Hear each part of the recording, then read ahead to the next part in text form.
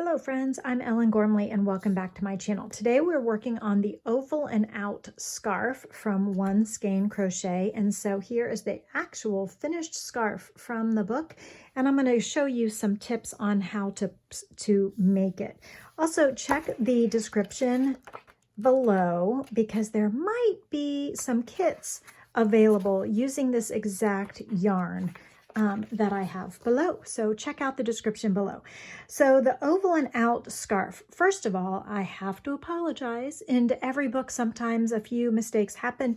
And in this book, it says to use a G size hook for this quince puffin yarn. And that is just too small of a hook for this big, fat, yummy yarn.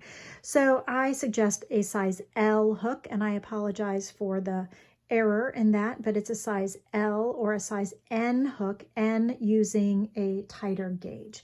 Okay, so instead today, I don't have any of the puffin handy, so I'm going to use this lovely bulky chainette yarn that I had in my stash, and I really have no idea where it came from. I cannot remember. If you can identify this yarn, please let me know. Anyway, let's go ahead and look at the pattern, shall we?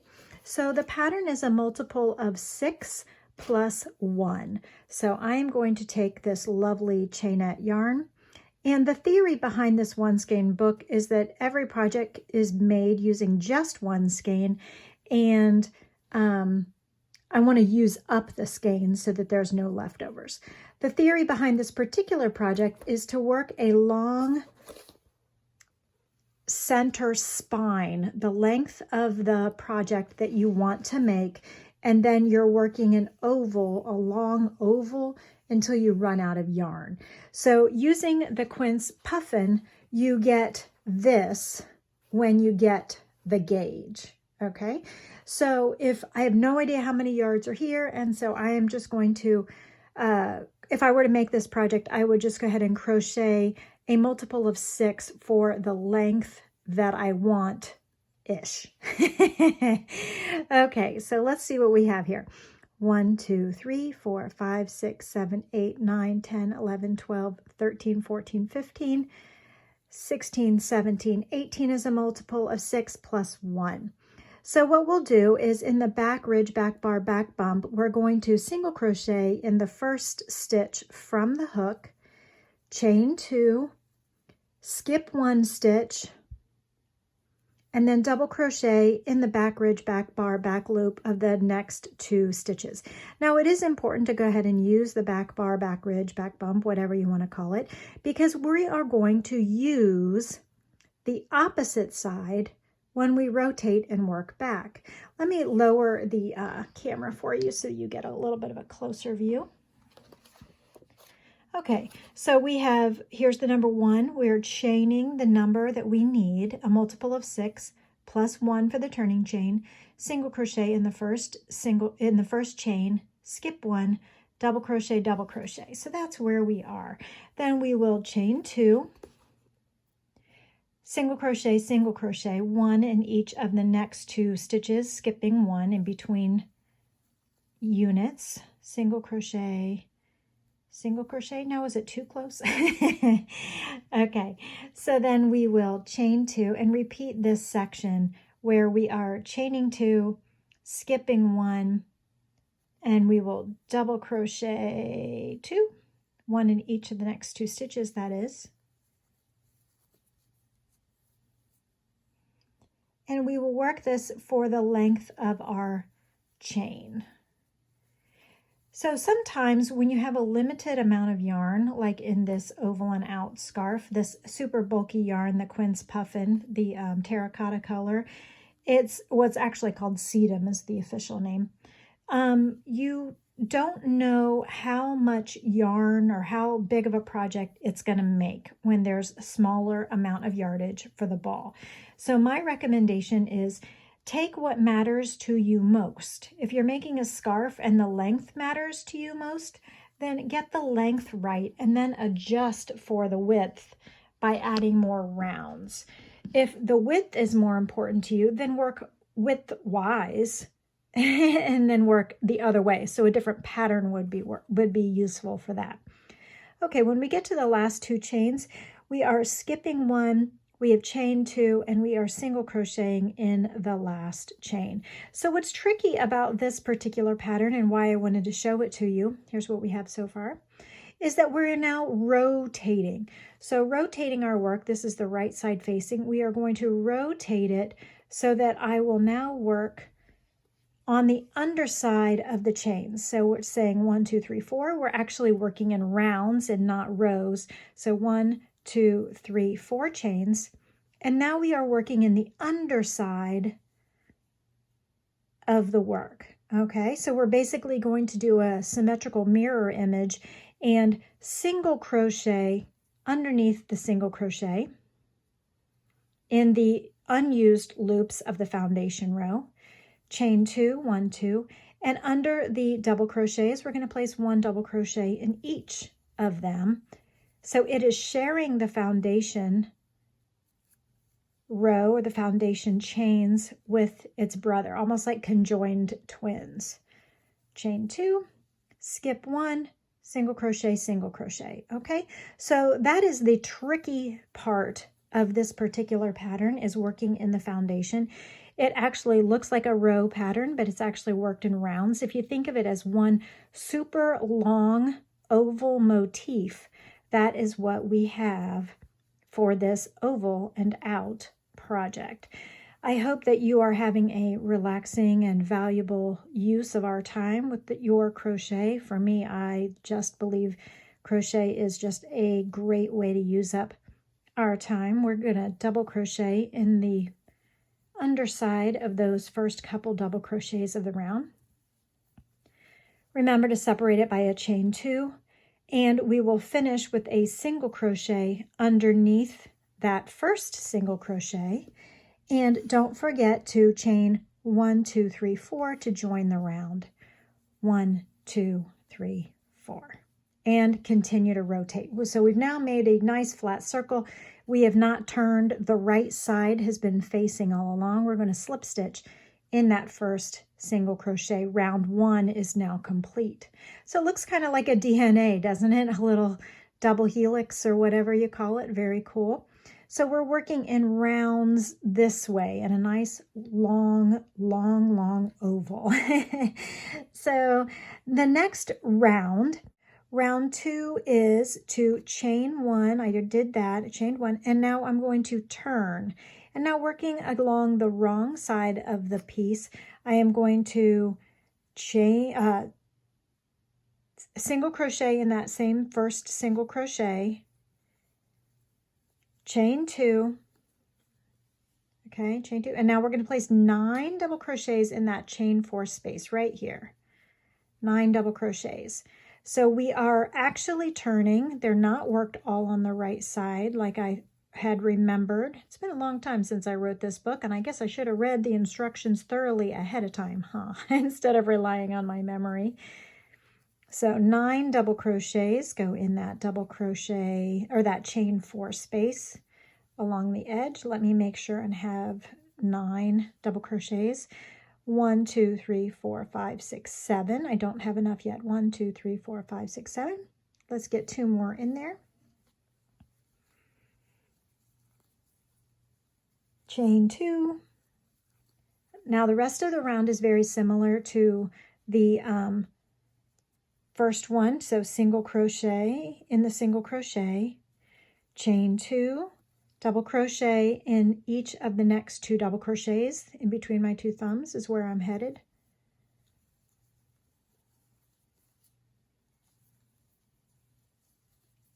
Chain 2, single crochet, meaning 1 in each of the next 2 single crochets, single crochet, there they are.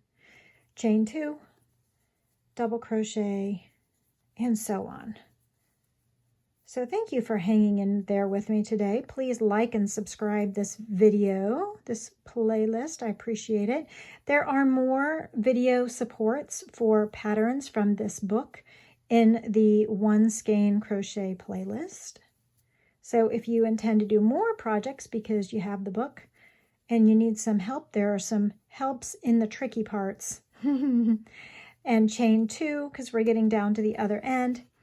And chain 2, and then the 9 double crochets in the chain 4 space down here. You can work over your tail now if you want, which is what I'm going to do. 1, 2, 3. I do love working with a nice big hook.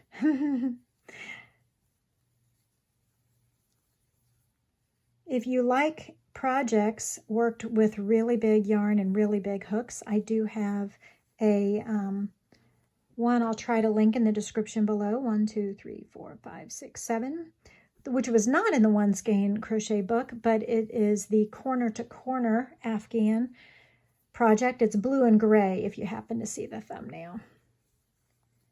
And you can find everything 1, 2, 3, 4, 5, 6, 7, 8, 9 by, oh, there's a little flaw in the yarn here. Normally I would stop here, cut the knot out, go back and finish the stitch with the new yarn. Then work over the new yarn as much as possible. If I can't begin a new round or row with the new yarn. If you're just doing a one skein project, you want to economize your yarn as much as possible and not like skip back to the start of the round and only use new yarn at that point. You know what I'm trying to say? You got to use as much of the yarn as you can and not waste it. Okay, so crocheting over some tails as I go here. Okay, I hear Theo. I know you guys haven't seen him in a while. Come on in, Theo. Double crochet in the double crochet and double crochet in the next, chain 2, and so we're continuing to work around.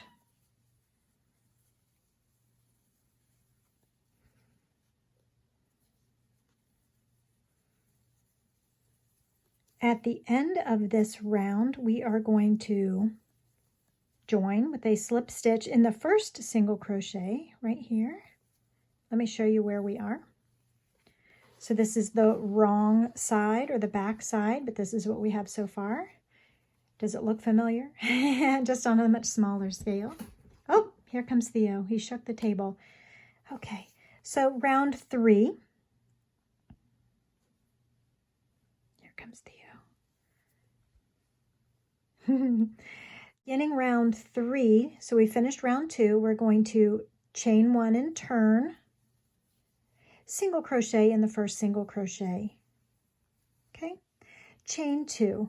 Now we are going to do this section here, repeated, back post double crochet, back post double crochet, chain 2, back post double crochet in the next.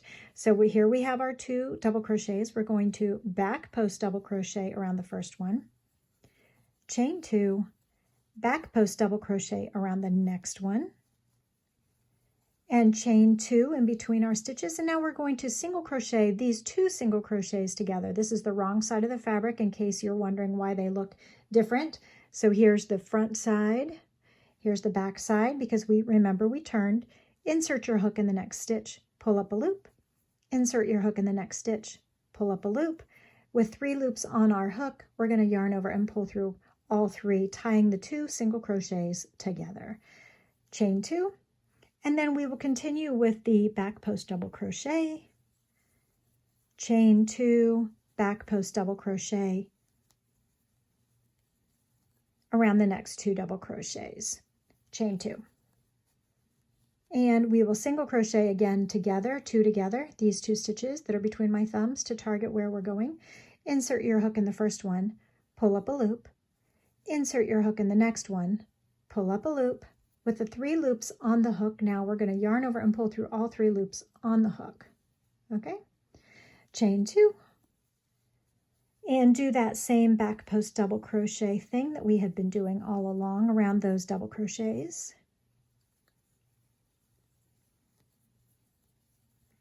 And just single crochet in the last single crochet, chain 2,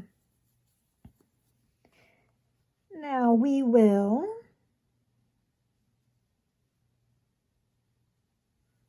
back post double crochet around each of the back of the double crochets and chain 2. So that's 1. We're going to do this 9 times because we're going to do around each post. Okay, so around the next post, I will back post double crochet and then chain 2. And this is this end of the project right here. This is what we're making, this little horseshoe shape. And you see the little horseshoe shape forming here. Back post double crochet, chain 2, back post double crochet, chain 2, and so on. You can use any yarn for this project. Just match the hook with the yarn that you have chosen if you do not end up choosing the big bulky yarn. The big bulky yarn allows you to have a quick result and get a nice substantial piece just using 4 rounds. The thinner the yarn, the thinner the scarf that you're going to have. If you like a super skinny scarf, then use tiny yarn. All right, so chain 2 to end and a single crochet in the single crochet, and then we will do the same row or side of the long scarf that we used on the other side. So double crochet, back post double crochet, chain 2, back post double crochet around in the next double crochet. Got it? Chain 2. I will have to weave in this end just a little bit. That's okay.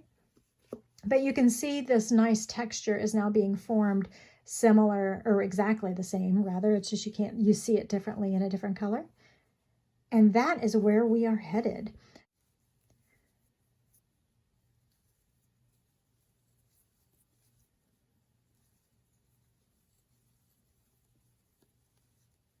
Single crochet 2 together or single crochet decrease, same thing. I like the single crochet 2 together terminology better because I feel like it's more descriptive of what actually happens.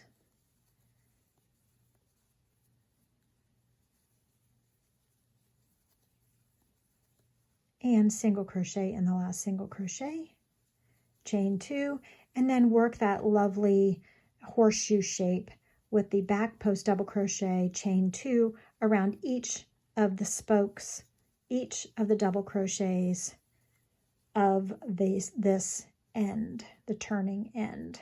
And that's what creates that cool texture, is the back post double crochets. So much fun.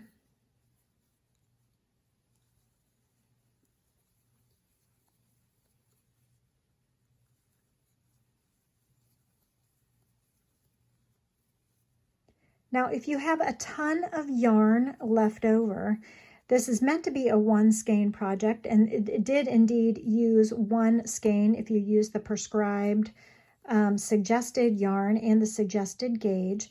But if you choose to change your yarn and you choose to use a ball of yarn that has more yardage, what you can do is continue in the same spirit of these stitches. So it will require you to be a little bit creative and have a little bit of fun and figure out how you're going to add more stitches to this round to make it go bigger and bigger and bigger until you run out of yarn, if your goal is to use up the whole ball of yarn that you have. I would suggest on the next round adding 3 chains in between each of these to give the turn, and then all of these side rows can be the same. Okay? As you can see on this finished project, I did not do the slip stitches all the way around, and it still looks really fantastic. So you can add the slip stitches on round 4, or you can end with round 3. Either way, it makes a great scarf, and I hope you enjoy making one for yourself, for someone you love. All right, so join with a slip stitch in that first single crochet, and now this 4th row, we're not actually turning. We are going to continue to work on the right side. We're going to slip stitch in every stitch, and in every chain 2 space, one time around. So we're going to slip stitch into the chain 2 space, slip stitch into the stitch, slip stitch into the space, slip stitch into the stitch, slip stitch into the space, slip stitch into the stitch, and so on. If you do not have enough yarn, you can leave off the round 4 and just finish your scarf with just the round 3. But if you have more yarn and you want to use it up, then you can slip stitch just like this all the way around. It gives it just a little bit more texture, a little bit more of a border, and is a lot of fun and a great way to tie up the rest of the project. So then you'll just slip stitch in the first stitch and fasten off. I hope you've enjoyed this presentation of One Skein Crochet. This is the oval and out scarf, and I will see you in the next One Skein project video.